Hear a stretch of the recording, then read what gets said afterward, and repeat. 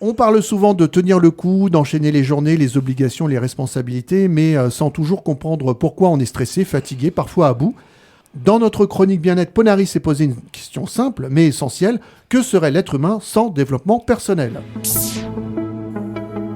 Que serait l'être humain sans développement personnel ? La question peut sembler abstraite, mais la réponse est très concrète. Sans développement personnel, beaucoup d'entre nous fonctionnent en mode pilote automatique. On enchaîne les journées, les obligations, les responsabilités, et on encaisse sans toujours comprendre pourquoi on est stressé, fatigué, à bout. Le développement personnel, ce n'est pas chercher à être parfait. S'il vous plaît, arrêtez tout avec ce postulat. C'est apprendre à se comprendre pourquoi je suis tendu, pourquoi je dépasse mes limites, pourquoi je dis oui alors que tout en moi dit non. Sans cet espace de recul, on accumule et le corps finit par parler. Fatigue chronique, troubles du sommeil, stress et parfois burn-out.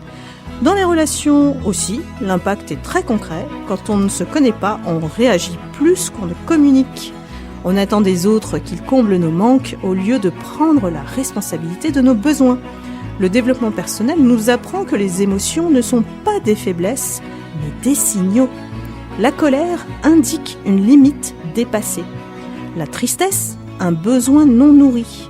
La peur, un besoin de sécurité. Dans un monde rapide et instable, il devient un outil essentiel pour préserver sa santé mentale. Et concrètement, comment commencer ? Je vous propose 3 outils simples et accessibles.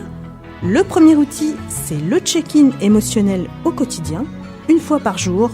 Par exemple, le matin, quand vous vous levez, se poser cette question simple, comment je me sens là, maintenant ?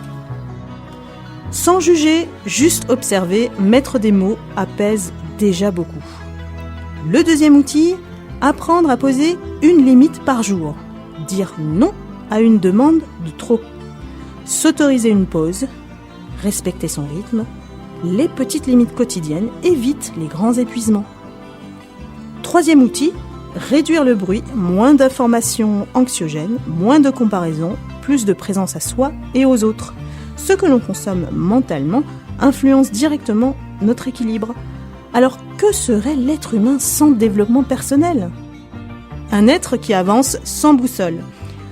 Il apprend à s'orienter, à se respecter et à construire une vie plus équilibrée, plus consciente et profondément plus humaine. Merci Ponari.